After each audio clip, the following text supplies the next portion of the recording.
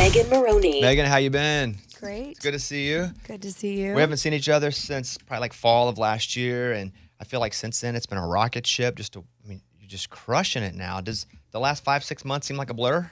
100%. Yeah.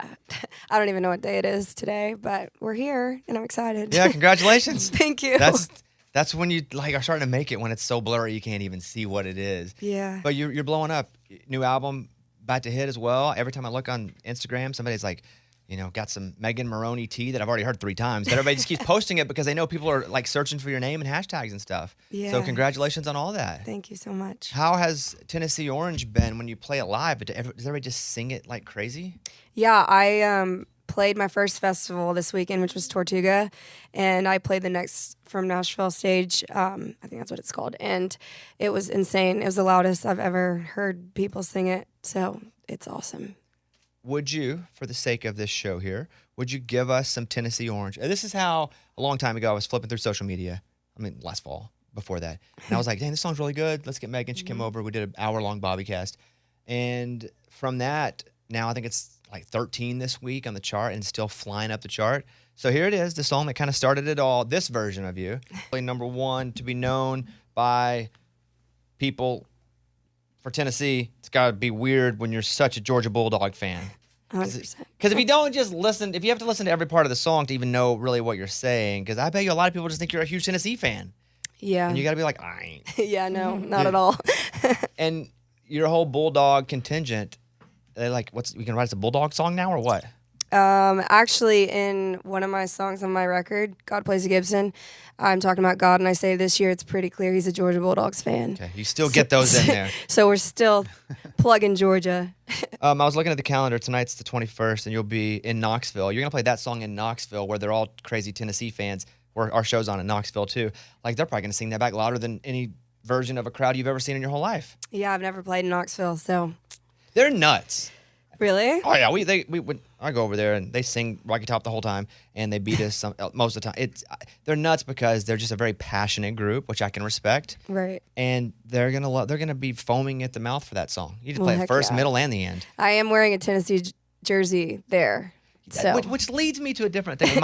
My wife and I are both rabid fans. Me, Arkansas Razorbacks, her Oklahoma Sooners. Neither one of us will wear the other people's still. And we've been married almost 2 years at this point. That's fair. I will never wear Oklahoma red or OU, and she will never wear Arkansas. So the fact that you could even sing that song, like, I commend you. A true love song, if you will. That is a true love song. By the way, Megan will be in Knoxville tonight, Eddie's Attic in Georgia, out in Decatur, which is out near Atlanta, tomorrow night.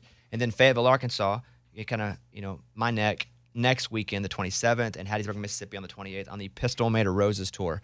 The Pistol Made of Roses, where did that come from? So that's a line in my song I Love Me, which is on the EP. It just says, I'm a pistol made of roses. I don't keep up with the Joneses. Oh, cool. It's got a rhyme on it, too. Yeah. See what she did there? Megan, I had a question for you. Your record comes out May 5th. It's called Lucky. You just put out Girl in the Mirror, which we're going to talk about in a second. But there's a song called I'm Not Pretty that's on the record. Will you explain kind of the premise of I'm Not Pretty? Yes. Okay. So I kind of laid out in the lyrics, but what had happened is it was like 2 a.m. I'm awake, and so was my ex-boyfriend's new girlfriend. She accidentally liked a photo from 2016 from Panama City. Dang.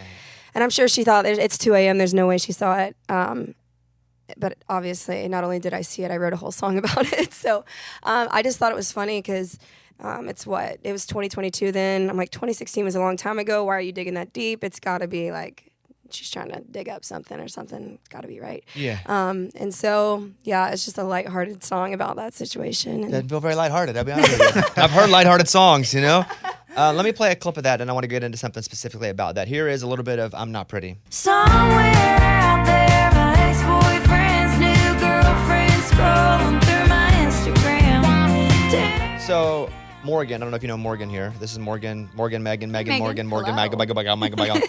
So, Morgan, this recently happened to you, kind of? Yeah, I'm straight up living this song. My ex-boyfriend's new girlfriend and her friend, although not subtly, have been like trying to troll me in my DMs. Oh, perfect. As themselves? As themselves. Like, you can click on their profile and it's them. Yeah, we checked them out. Well, how Oh, did wow. you? Wait, I thought they had like a. Usually it's the alien- dog like, Instagram or something. Yeah, I think. like a burner. That they've.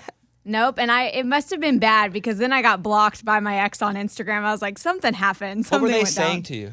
They were telling me that I need to fix my hair and I look fake and I'm very basic. Oh my gosh. Why would they do it under their own name? I'm not even like, why would they do that? I'm like, why would they do that with their own accounts? Yeah. Oh, just like straight up. I don't know if they just had, no filter with everything and they just didn't care. Drunk maybe? Was it late? Was it late? No, it was like 8 o'clock.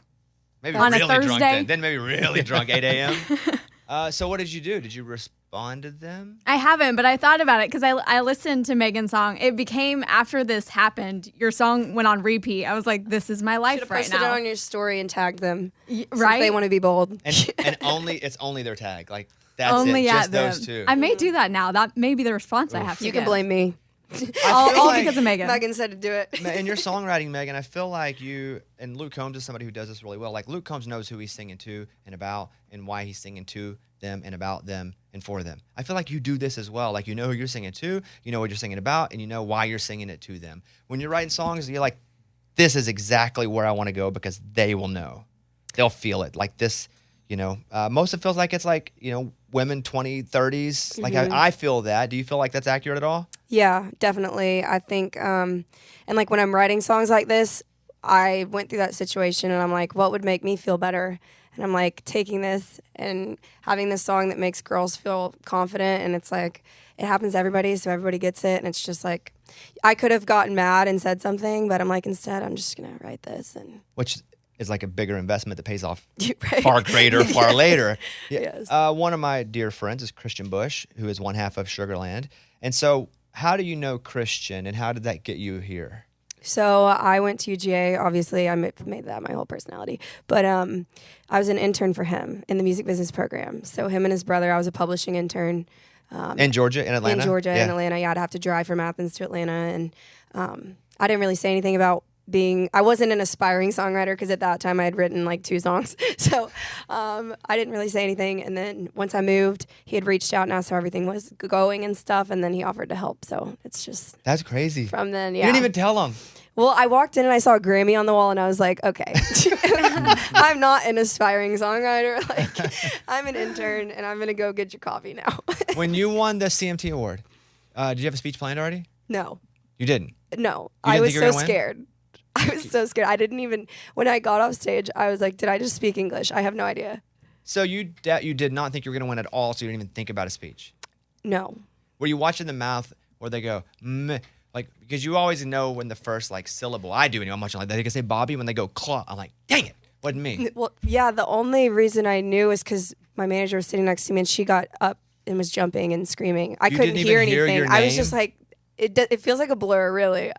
And when I saw videos from like my friend's perspective, there were cameras like in front of my face the whole time. I don't know how I didn't see them. Like they were ready to get my reaction, and I was like, how did I miss that? They're literally right in front of her, I the think- only person, and she doesn't see I them. think I was a little starstruck by Parker McCollum, honestly. That's funny. And 'Cause now, I hadn't met him yet. how would you do it differently now if you knew you go into the awards, you're gonna win? They're gonna okay, psst, hey, Megan, you're gonna win, so we need you to be prepared. What would you do differently up on stage in your speech? I wouldn't say holy crap because I did say that and that's embarrassing. But and also I like said something about my mom and her like driving me through the night, but I didn't explain that well, so everyone thought that my mom drove me to the CMT Awards overnight, but it was to the music. I couldn't think straight, so I'm surprised they even like said words.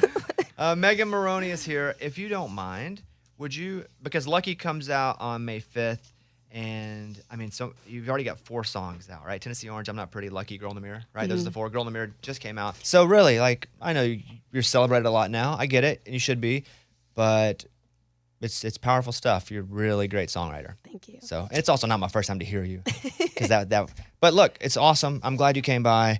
Thank you for having me. She's doing her Pistol Made of Roses tour. We talked about a lot of those early shows. And then she's in Geneva, Alabama on the 29th. But again, tonight in Knoxville, all my Knoxville listeners, everybody out there, if there are any tickets left, I don't even know that there are. There probably aren't. A lot of these shows are sold out. But go. It's worth buying the scalper tickets. I don't know if that's true or not. I don't know. I don't think it is. I think depends people on- are saying they're hundreds of dollars. Yeah, Don't do yeah. that, honestly. Do you want to do? Let's do the awkward questions from listeners real quick. 5 questions. Who's the most famous person that follows Megan Maroney on Instagram? Most famous? That follows you. I don't know. Can be Most Karen famous? Fairchild from Little Big Town. Does Any, she follow? I don't know. I'm just picking somebody. I don't know. Any of like your heroes? She's looking at somebody for help. It's like Family Feud. Trying to phone Gwen a Stefani. friend. Gwen Stefani. I just saw. Gwen Stefani. Yes. Follows you on Instagram. Yes. Boom. What the heck? What the heck is right? How did you not get that? Okay, here we go. Next. Who is the I heard her room yelling, Gwen Stefani! Who is the last celebrity to DM you? Guy or girl, doesn't matter. Blue check mark. We'll call it a blue check mark. God.